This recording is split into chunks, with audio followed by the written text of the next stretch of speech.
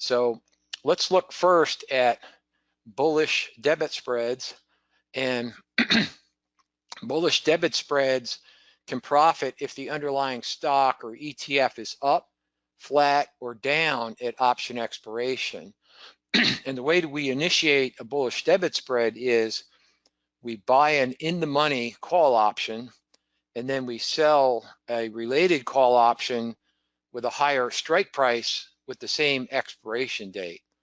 And as we mentioned, the call purchase and the sale can be done simultaneously, or you can purchase a call and then sell a call at a later date to leg into the spread. And we trade, we initiate the spreads both ways. Some we'll do a simultaneous entry, and we also will leg into a spread at a later date, and this diversifies our portfolio. So with a bullish debit spread, the call option that you purchase will profit if the price of the ETF or stock increases, and the call option sold will profit if the price of the stock or ETF decreases. And your risk is limited to the cost of the spread. We normally initiate spreads with 1 to 3 months until expiration, and most spreads cost between $600 and $800, depending on the cost of the underlying stock. And we can trade a portfolio of debit spreads in a $5,000 trading account, and your risk is limited to the cost of the spread.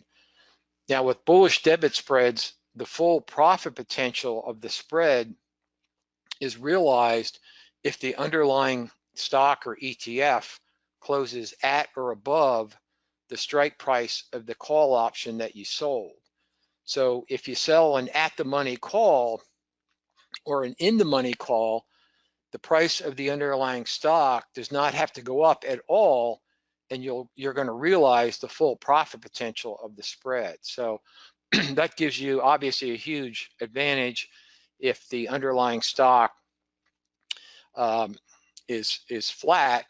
Then you're going to realize if it's an in-the-money call spread, the underlying stock is flat or even declines, you're going to be able to realize the full profit potential if the stock closes above the short call option. And most of the time, we can realize a 30 to 40% return if the underlying stock is flat at option expiration, and also profit if the stock is down as much as 10%.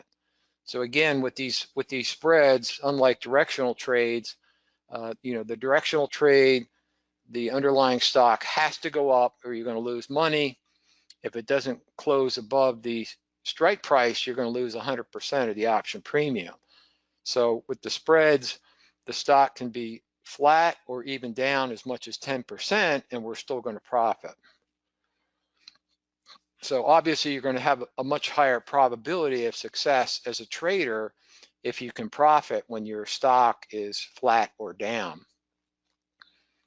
And as I mentioned, debit spreads work just as well in down markets, and during the last two bear markets, we had bearish debit spreads, and we were profitable during those bear markets.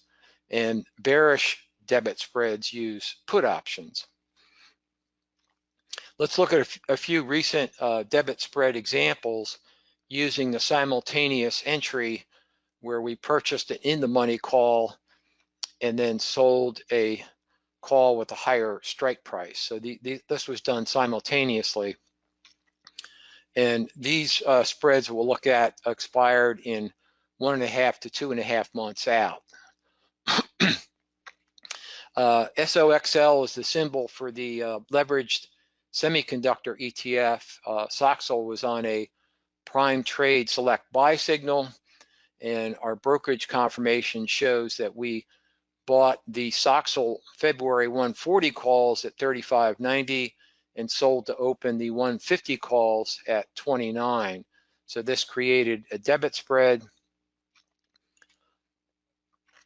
And at the time SOXL was trading at 166, when the trade was initiated. So we bought the 140 call and sold the 150 call. So this was an in-the-money spread, and we paid $35.90 for the 140 call, sold to open the 150 call at 29. So the net debit was $690. So this spread costs $690. Now, in-the-money spreads give us more downside protection and a higher probability that the trade will be profitable. And in-the-money spreads can profit if the underlying stock or ETF is down as much as 10% at option expiration. And we designed a series of calculators to calculate the profit potential for option trades, including debit spreads. And the calculators will calculate the profit potential for the trade based on the price change in the underlying stock or ETF at option expiration.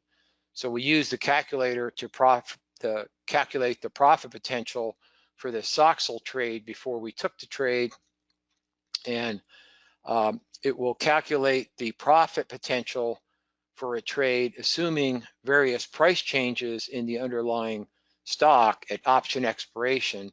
In this example, from a 10% increase in the stock price to a 10% decrease in the stock price. So you put in these assumptions for the change in the stock price, and then it'll calculate the profit potential for the spread trade.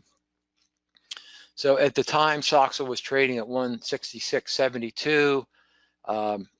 We bought the 140 strike call, which was an in-the-money call, at 35.90, sold to open the 150 call at 29.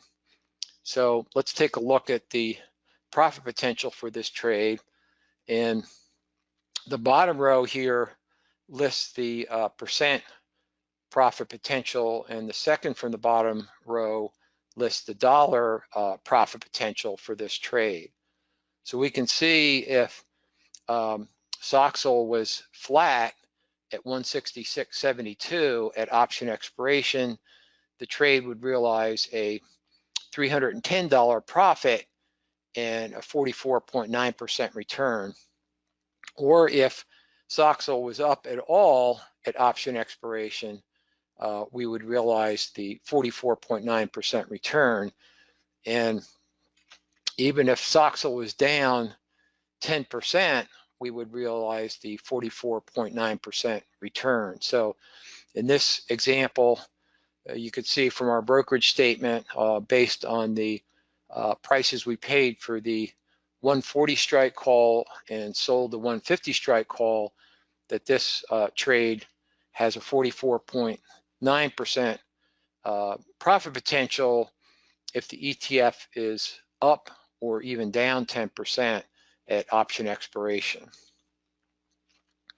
So again, if the SOXL was flat or up, we're going to realize a 44.9% return, and if it's down as much as 10%, we'll still realize the 44.9% return. So profiting when your ETF or stock is flat or down 10% gives you a much higher probability of success as a trader.